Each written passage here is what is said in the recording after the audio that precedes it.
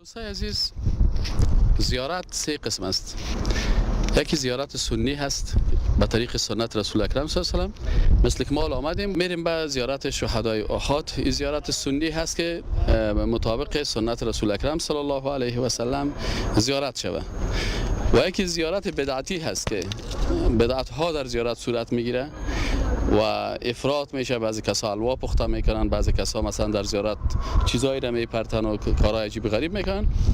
و قسم سوم زیارت شرکی هست که بعضیا در زیارت ها میرن و از اصحاب امو زیارت، کسایی که اونجا دفن هستن، بر از اونها صفات الوهیت هم میتن، مثلا از او دختر میخواین، از او بچه میخواین، از او شفا میخواین، اینی کارا را میکنن. پس مولوی صاحب، زیارت سنی کدام زیارت است؟ مثلا اگه برای ما کم تشریح بدین که مطابق سنت رسول الله صلی الله علیه و سلم. بعضی کسا میگن که بعضی از کسا هستن که زیارت بیخی ممنوع قرار میده، در حالی که ما میبینیم که زیارت شهدای احد زیارت کردنش سنت است. بله، زیارت خود در اصل خود سنت است. در اوایل اسلام پیغمبر صلی الله علیه و سلم منع کرده بود از اینکه اکثر مردم عقیده توحید مستحکم در قلبش نشده بود. پیغمبر علیه السلام منع کرده بود. بعد از او پیغمبر علیه السلام اعلان کرد که انی کنت نهیتکم عن زیارت القبور الا فزوروها. از او خاطر امر پیغمبر علیه السلام شامل شد که زیارت شود. اما زیارت برای خود مقاصد داره که در حدیث ذکر شده. مثلا در یک حدیث فانها تذکر الاخره آمده، در یک حدیث فانها تذکر الموت آمده، در یک حدیث فانها تزهد عن الدنیا آمده، یعنی یا قلب نرم میکنه. و برای زیارت مرده های مسلمان یک هدف است که برایشان دعا طلب کرده شود. مثلا دعایی که از پیامبر علیه السلام منقول است و به عایشه رضی الله عنها تعلیم داده: السلام علیکم اهل الدیار من المؤمنین والمسلمین و انا ان شاء الله بكم لاحقون نسال الله لنا ولكم العافیه.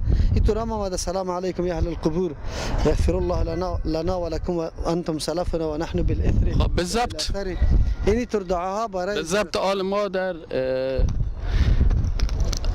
جبل رمات قرار داریم و میخوایم که به زیارت شهدا بریم به زیارتشان. بله، برویم. یعنی سنت است. بله، سنت است. خب با چی کنیم اونجا؟ مثلا اونجا فقط دعا میکنیم، برای ازیاد طلب میکنیم از الله.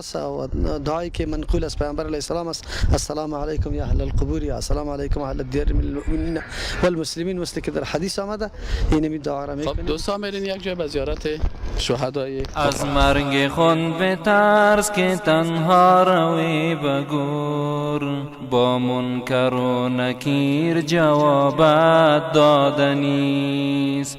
چون حضرت رسول خدا در جهان نمان، چون حضرت رسول خدا در جهان نمان. شما را بعضی کسا متهم میکنن، میگن مولوی متوکل مردم از رفتن به زیارتان منع میکنه. آیا شما منع میکنین؟ نه خیر، الحمدلله 4 CD فقط در مورد احکام مقبره رفتن و طریقه زیارت است. گاهی اما من نکردیم. آن چیزی را منع میکنیم که مردم از خود ایجاد کرده و امور بدعی را در مقبره ها و یا قبرهای خاص انجام میده. اون امور ما منع میکنیم. اما به طریق سنت زیارت. خب شما حالا برید به طریق سنت زیارت کنید که ما ببینیم چه قسم زیارت. جای حیات نام تو میت نهادنیست، بر پول سران دوزخ افتن گذر یقین، بر پول سران دوزخ افتن گذر یقین. اندازه گناه عذابت کشیدنیست. سعدی در این قفس که توان داشت مرغ را، سعدی در این قفس که توان داشت مرغ را، آخر قفس شکست و مرغ پریدنی. بسم الله الرحمن الرحیم. دوستای عزیز، اینمی مقبره شهدای احد است و در اینجا لوحه است که در بالای سر نوشته شده که بسم الله الرحمن الرحیم. اول پیغمبر الله صلی الله علیه و سلم یارانش را چون برای زیارت قبرها می رفتن می آموختند که بگویند: سلام بر شما ای ساکنان این خانه از مؤمنان مسلمانان، هر آینه ما ان شاء الله به شمایان خواهیم رسید. از الله تعالی عافیت را برای خودمان و برای شمایان جویان هستیم. دوم زیارت قبرستان ها برای یادآوری آخرت مشروع است. پیغمبر الله صلی الله علیه و سلم فرمودند من شما را از زیارت قبرها باز می داشتم، پس آنها را زیارت کنید برای اینکه شما را به یاد آخرت می برد. بر روایت مسلم. سوم پرسیدن از مرده ها و کمک خواستن از آنها جایز نیست. همچنین طلب سفارش و حاجات خود را از آنها خواستن جایز نیست و نه دست دادن و مالیدن بر قبرهای آنها. تنها به سوی خدا بگریز برای برداشتن سختی هایت و بررسی خواهشات. الله تعالی می فرماید اگر سختی رساند الله به تو هیچ دفع کننده نیست آن را مگر او. به عنوان تبرک خواستن بر کوه احد یا کوه رما بالا نروید و برداشتن خاک یا چیز دیگر از سنگ های از آنجا جایز نیست. مولوی صاحب خب زیارت سنی چه قسم است؟ ما چی بکنیم؟ زیارت به طریقه سنت نمیسته که اول مرتبه آدم میایه دعای که از پیامبر علیه السلام منقول است السلام علیکم اهل الدیار من المؤمنین والمسلمین و انا ان شاء الله بكم لاحقون نسال الله لنا ولكم العافیه. این دعاست. السلام علیکم شما پیشتر اهل الدیار من المؤمنین والمسلمین غفر الله لنا ولكم انتم سلفنا ونحن بالاثر. و در حدیث دیگری آمده اینجا انتم السابقون و نحن بالاثر. اینا گفتیم السلام علیکم یا اهل اینجا در حدیث دیگه السلام علیکم یا اهل القبور یغفر الله لنا ولكم انتم سلفنا ونحن بالاثر. اینجا که شما به ترجمهش گفت السلام علیکم اهل الدیار من المؤمنین والمسلمین و انا ان شاء الله بكم للاحقون نسال الله لنا ولكم العافیه. این قسم بعد آدم دعا بکنه مثلا الله متعال رحم سری شهدا و سایر شهدای اسلام خصوصا سری حمزه رضی الله عنه. قبله بگیریم دعا بکنیم. البته در وقت دعا باید روی طرف کعبه بکنیم. قبله طرف چی است؟ خلاص کل ما دعا میکنیم دیگه ان شاء الله.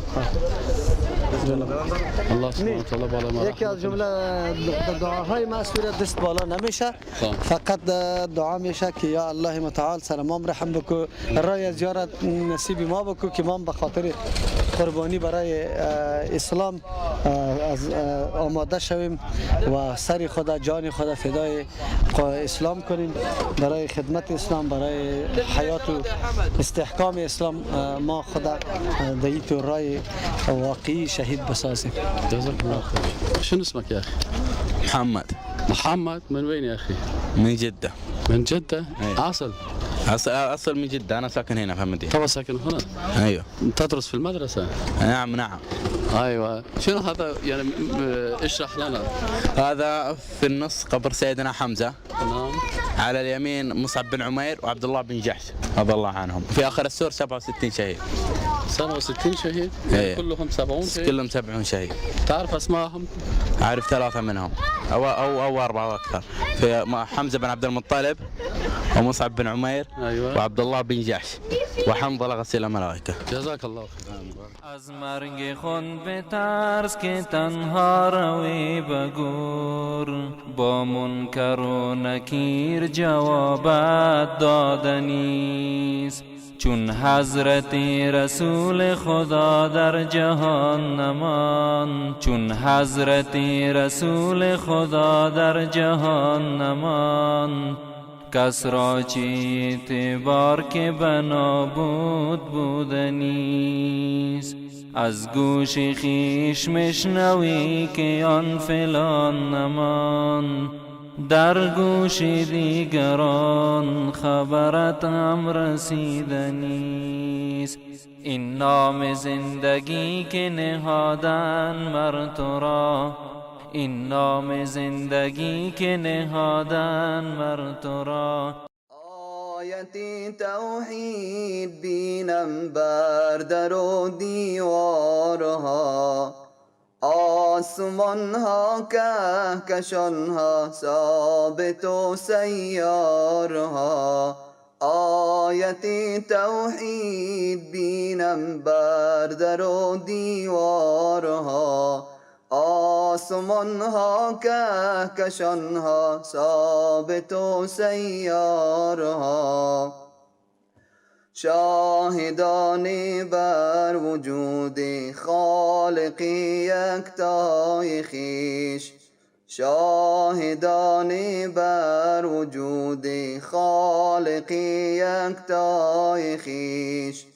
بحر و برها درها دریا چها کوثرها، آیتی توحید بینم بر در و دیوارها، آسمان ها کهکشان ها ثابت و سیارها، آسمان ها کهکشان ها ثابت و سیارها. که در کوه احد هستیم. کوه احد یکی از کوه‌هایی است که شما طبعا از غزوات نبی اکرم صلی الله علیه و سلم غزوه‌های زیادی کردن و کوه احد شما احکام تاریخیش میفهمین که در اینجا چقدر صحابه کرام به شهادت رسیدن و خود کوه احد فضیلت خاص خود دارد. حدیث صحیح مسلم است، در اینجا است میگه رسول الله صلی الله علیه و سلم گفت که احد جبل یحبنا و نحبه، میگه که احد کوهی است که او ما را دوست دارد. رسول اکرم صلی الله علیه و سلم گفته و نحبه و ما او را دوست داریم. پس رسول اکرم صلی الله علیه و سلم کوه احد دوست داشتند. و در حدیث شریف دیگه که حدیث دوم است، ایره بخاری ایره روایت کردن، میگن که رسول اکرم صلی الله علیه و سلم میگه بالای کوه احد استاد بود، صعد احدا، ان نبی صلی الله علیه و سلم صعد احدا، رسول اکرم صلی الله علیه و سلم کوه احد بالا شدند و ابوبکر و عمر و عثمان و امرایشان ابوبکر رضی الله عنه و عمر رضی الله عنه و عثمان رضی الله عنه تشریف داشتند. فرجف بهم، یعنی امی کوه احد اینا را لرزاند یا حرکت داد. فقال، میگه پس گفت رسول اکرم صلی الله علیه و سلم اثبت احد فانما علیک نبی و صدیق و شهیدان. برش گفت که ای کوه احد تو خاموش استاد باش، ثابت باش، مثلا نلرزان یا تکان نتی، به خاطر از اینکه فانما علیک بالای تو نبی یک پیغمبر است و صدیق که ابوبکر صدیق است و شهیدانی و دو شهید که یکیش حضرت ابوبکر صدیق عمر رضی الله عنه بود و دیگه‌شان عثمان رضی الله تعالی عنه. پس اینی آمدن به احد و اینی پایان از کوه احد که از اون قسمت که شما میبینین این زیارت شهدای احد است که در اینجا قبر سید الشهدا حمزه رضی الله تعالی عنه است. عبدالله ابن جحش قبرش هم هست و پالوی از مصعب ابن عمیر هست رضی الله تعالی عنه است که نخستین سفیر اسلام به مدینه منوره بود و دیگه شهدای اسلام اینجا دفن هستند که تقریبا میگن که 70 تن هست اما شهدای اسلام است که 4 از اینا از جمله مهاجرین است و باقی ماندهش از انصار است. میگن که در اینجا حنظله ابن ابی عامر غسیل ملائکه هم دفن است و انس ابن نضر هم و کاکای انس ابن مالک خادم نبی صلی الله علیه و سلم اینا اینجا دفن هستند. بسم الله الرحمن الرحیم. آقای صاحبای محترم، حال فعلا ما در منطقه بنی نظیر اینجا در جنوب شرقی مدینه در این قسمتی که سرزمین بنی نظیر بود، در اینجا در پشت منطقه بنی نظیر اینجا قصر کعب بن اشرف بودی. کعب بن اشرف یکی از یهودیای خطرناک بود که رسول اکرم صلی الله علیه و سلم و صحابه کرام بسیار اذیت میکرد و بالاخره حتی وقتی که مسلمان ها پیروز می شدن ای بسیار هجوم میکرد بالای مسلمان ها. حتی ای شاعر هم بود و با ابیات و اشعار خود رسول اکرم صلی الله علیه و سلم و یارانش چی میکرد؟ اینا را بسیار بدگویی یا هجو میکرد و بر علیه از او دشمنای اسلام زیاد تشویق میکرد و حتی به اندازه رسید که خودش به مکه رفت و در خانه مطلب ابن وداعی سهمی رفت و به سرودن اشعار آغاز کرد که همه کشته شدگان مشرکین و را بسیار در بدر توصیف میکرد و مسلمان ها را بدگویی میکرد. و وقتی که در مکه بود ابو سفیان و مشرکین از این پرسان کردند که تو خو عالم هستی و از علمای یهود هستی و میفهمی که دین ما خوب دین است یا دین رسول اکرم صلی الله علیه و سلم، در صفحه 404 الرحیق المختوم نوشته کرده که وقتی که ابو سفیان مشرکین از این پرسان کردن که دین ما خوب است، که دین اسلام است، دین بت پرستی هست و یا ای که دین پیروان محمد صلی الله علیه و سلم، او گفت شما از اونا کده ره یافته‌تر و بهتر هستین.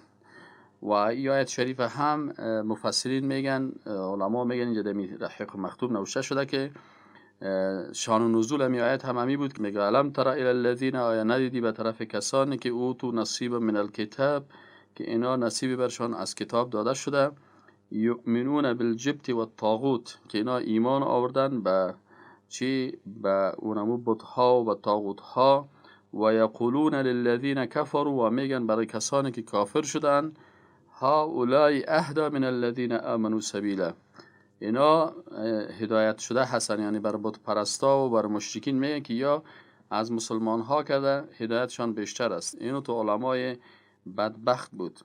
کعب وقتی که به مدینه بازگشت، در حالی که در اشعار خود به زنان صحابه توهین نمود و با زبان درازی به آنان بیشترین آزار را نسبت به ایشان مرتکب میشد. در این وقت بود که رسول اکرم صلی الله علیه و سلم از اذیت از او بسیار به تنگ آمد که ای نه پیغمبر میماند نه صحابه میماند، حتی شروع کرد به زنان صحابه، صحابیات دشنام میداد و گپ‌های بسیار زشت میگفت. باز رسول اکرم صلی الله علیه و سلم گفت که چی کسی اینمی کعب ابن چی است؟ رسول الله هم گفت چی کسی کعب ابن اشرف به جزای اعمالش مجازات میکنه، یعنی خون از این هدر است. و از صحابه کرام کی است که این انسان کافر بیدین خطرناکه، این باید به جزای اعمالش برسانه، چرا که این الله و رسولش اذیت کرده. در جمله صحابه کرام یک صحابی مبارک محمد ابن مسلمه رضی الله عنه بود. این برخاست و گفت که من رسول الله صلی الله علیه و سلم دوست دارم که او را از بین ببرم، پس به من اجازه بدید تا هر چی که لازم است بگویم. عربا به تعبیر قریظه میگن، همون منطقه بنی قریظه است و این منطقه ساحت بنی قریظه ای طرف بود، ساحت بنی نضیر پیشتر بود. بنو قینقاع یک ذره نزدیکتر بودن از حرم شریف. و ای کعب بن الاشرف از جمله یهودای عرب بودن که با همراه رسول الله صلی الله علیه و سلم نوع دشمنی خاص را آغاز داده بود. پس از غزات بدر رفتن، امی چاست استاد، این چای بود که از این چای استفاده میکردن و کسایی که مطلع هستن میگن که سابق چا یک مصرف داشت از داخل حسن، که اگر کدام نوع احتیاج میشن به تحسن، حاجت به این نشه که از حسن خارج شن، آب از داخل به حساب چی میکردن؟ میگرفتن. اگرچه که اطراف حسن بسیار ویران شده، منتها آثار باقیش نمونه خوف و ترس یهودا هستند که به چی اندازه تحسینات عالی آمادگی قتل و قتال ما گرفتن. زبیر جان یه تصویر دیوارایشون گرفته میتونی که ببینیم چی اندازه دیوارای محکم و کران دارن. گفتیم که پس از غزات بدر کعب بن اشرف یهودی رفت و مشرکین مکه تعزیت و تسلیت میداد، در حالی که بنو قریظه به همراه رسول الله صلی الله علیه و سلم در معاهد و پیمانی که در ابتدای هجرت رسول الله صلی الله علیه و سلم به همراه ازیا امضا کرد داخل بودن، مگر می گپا را مراعات نکرد و رفت و نوع تسلیت میداد. حتی بعض مفسرین یادآوری میکنن که قول الله جل جلاله ألم تر الذين أوتوا نصيبا من الكتاب يؤمنون بالجبت والطاغوت ويقولون للذين كفروا هؤلاء أهدى من الذين آمنوا سبيلا، دمی شأن کعب بن الاشرف نازل شده، چرا که اهل مکه پرسیدن که آیا ما اولاتر هستیم به حق یا محمد صلی الله علیه وسلم؟ او گفت که بلکه شما اولاتر هستین به حق، شهادت کفر باطل داد بلیزه. خوب، پس از او که مدینه منوره آمد اینجا مناصرت مشرکین کرد و همچنان از شاعریت خود استفاده میکرد، اشعار بسیار بغیض و اشعار بسیار گستاخ اشعار بسیار گستاخ نه تنها در مورد خود رسول الله صلی الله علیه و دعوت اسلام بلکه بر علیه امهات المؤمنین عمه رسول الله صلی الله علیه و ناموسای مسلمان‌ها به حساب بسیار شعرهای بغیض و بد میگفت. چطور کشته شد که از امو بعد استاد محترمی بود که جناب رسول اعظم صلی الله علیه و به اصحاب خود مژده داد که ملی به کعب بن الاشرف فانه قد آذى الله و رسوله. کدام آدمی باشه که بر ما یعنی راست کعب بن الاشرف کلاه کعب بن الاشرف را بیاره به سبب که بسیار اذیتش به خدا و رسول آشکار شده و خطرناک است. از مرگ خون بترس که تنها روی بگور با منکر و نکیر جوابت دادنیست. بازمی بود که محمد ابن مسلمه رضی الله عنه پیش کعب، پیش زمین کافر بیدینی یهودی آمد و برای کعب ابن اشرف گفت که او کعب، پیغمبر خدا که از ما صدقه میگیره و ما خسته شدیم و درمانده شدیم. کعب برش گفت که او ولی شما را هم ملول افسرده خواد ساخت و چطور است؟ محمد ابن مسلمه برش گفت به هر صورت ما این مرد پیروی میکنیم و دوست نداریم که او را رها بکنیم تا اینکه ببینیم کارش به کجا میرسه. و از پیش از این تقاضا کرد از کعب ابن اشرف که ما هم یک چی کار داریم، تقریبا یک مقدار غذا برای ما بتیم. کعب ابن اشرف برای محمد ابن مسلمه گفت که من براتون غذا میتم، لکن برای من یک چیز را گرو بگذارین. خب محمد ابن مسلمه گفت چی میخوای؟ این کعب بدبخت برش گفت که اگر از پیش من غذا میخواین زنایتان پیش من گرو بگذارین. محمد ابن مسلمه برش گفت که این خب بسیار خطرناک است، ما مردم عرب هستیم، برای ما یک عیب است، این ما نمیتونیم. گفت خیلی بچه‌هایتان پیش ما گرو بگذارید. باز گفت که ما چطور میتونیم که اولادای خدا پیش تو گرو بگذاریم؟ خب بالاخره گفت که یک برای ما ننگ است. گفت خیلی ما همین صلاح خدا میاریم پیش شما گرو میمونیم. و او گفت که صحیح است. یک صحابی دیگه به نام ابو نائله مثل محمد ابن مسلمه او هم پیش کعب آمد، به همراه او سخن گفت و بالاخره گفت که من یک ضرورت دارم. کعب گفت که من این کارا میکنم. تو وعده شد که بر از اینا مواد غذایی بده و بازیا صلاحای خدا. ابو نائله و محمد ابن مسلمه دمی هدفشان کامیاب شدن، چرا که با آوردن صلاح او همون نفرای کعب بودن یا مخالفت نکردن و چون گفتن که کتازی قرارداد کرده پیشش میاین. در یک شب مهتابی که شب 14 ربیع الاول بود، این گروه آمدن پیش رسول اکرم صلی الله علیه و سلم و رسول اکرم صلی الله علیه و سلم اینا را تا بقیع الغرقد همراهی کرد و برشان گفت که برین به نام الله، الله یاور شما باشه. و پس خود رسول الله هم برگشت بعدای نماز و مناجات با الله میکرد. این گروه به همون قصر کعب ابن اشرف که ما در اینجا قرار داریم ما را میبینین در اینجا آمدن و ابو نائله او را صدا کرد و برشان گفت که چی هسته؟ ما میخوایم که ما آمدیم پیشتان و بالاخره اینا آمدن و کعب دیگه همون وقت خانم نو گرفته بود و بالاخره خوب خود خوشبویی و احترام کرده بود. بالاخره این صحابی مبارک آمدن و پیش از این داخل شدن و برازی گفتن که والله چه خوب سر تو بوی خوش میته و اینا گفتن یا خوشحال شد و گفتن جسم تو خوش بوی میته، اجازه میدی که ما ایرا بویم؟ گفت ها چرا نه، بوی کنین سر من.